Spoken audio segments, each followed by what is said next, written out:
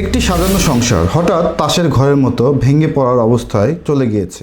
স্ত্রী বাপের বাড়ি চলে গেছে, আর ফেরার নাম নেই। উল্টো ফোন করলেই শুনছেন যে তালাক, যৌতুকের মামলা, নারী নির্যাতনের মামলা বা দেনমোহরের মামলা করার হুমকি ধামকি। একজন স্বামী হিসেবে আপনি চরম হতাশায় বা আতঙ্কের মধ্যে রয়েছেন। কখন আপনাকে পুলিশ অ্যারেস্ট করে নিয়ে যায়, নাকি মিথ্যা মামলায় আপনার ক্যারিয়ার বা মান সম্মান ধুলোয় মিশে যাবে। দাঁড়ান, আবেগ দিয়ে নয়, পরিস্থিতি মোকাবেলা করতে হবে আইনের মধ্যে থেকেই। আজকে আমি আপনাদেরকে ধাপে ধাপে দেখাবো যে আপনারা কিভাবে এ ধরনের সমস্যা থেকে আইনি সুরক্ষা পাবেন।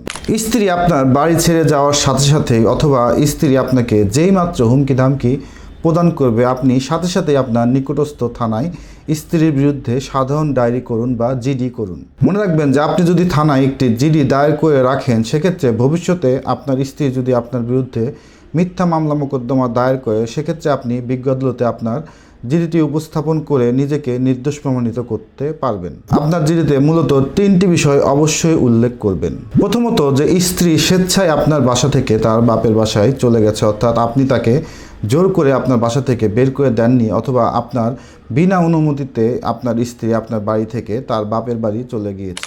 দ্বিতীয়ত, আপনার বাসা থেকে চলে যাওয়ার সময় আপনার স্ত্রী তার সোনা দানা বা কাপড় চোপড় বা ব্যবহার্য জিনিসপত্র সাথে করে নিয়ে গেছে। তৃতীয়ত, যে বর্তমানে আপনার স্ত্রী বা তার পরিবারের লোকজন আপনাকে টেলিফোনে ফোন দিয়ে নানাবিধ মামলা মোকদ্দমা দায়েরের হুমকি ধামকি প্রদান করছে।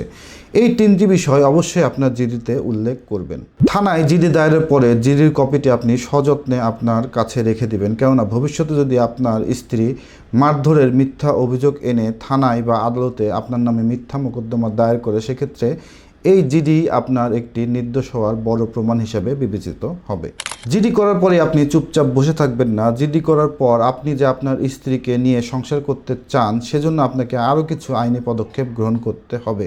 আপনি যে কোনো একজন আইনজীবীর মাধ্যমে আপনি আপনার স্ত্রীকে নিয়ে সংসার করতে চান, এই মর্মে আপনার স্ত্রীকে এবং আপনার স্ত্রীর পরিবারের লোকজনকে একটি লিগ্যাল নোটিশ প্রদান করতে পারেন।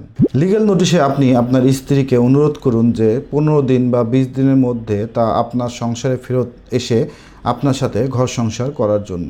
এই ধরনের লিগ্যাল নোটিশ আপনার ভবিষ্যৎ মামলা মোকদ্দমার ক্ষেত্রে একটি বড় প্রমাণ হিসাবে বিবেচিত হবে, কেননা আপনি তখন বিজ্ঞ আদালতে উপস্থাপন করতে পারবেন যে আপনি আপনার স্ত্রীকে নিয়ে সংসার করতে আগ্রহী, কিন্তু আপনার স্ত্রী আপনার সাথে সংসার করতে আগ্রহী নয়। লিগ্যাল নোটিশ পাওয়ার পরেও যদি আপনার স্ত্রী আপনার সংসারে ফিরে না আসে বা ঘর সংসার না করে, সেক্ষেত্রে ভবিষ্যৎ মামলা মোকদ্দমায় আদালত মনেই করবে যে স্ত্রী স্বেচ্ছায় আপনার বাসা থেকে চলে গিয়েছে, আপনি তাকে জোর করে আপনার বাসা থেকে বের করে দেননি।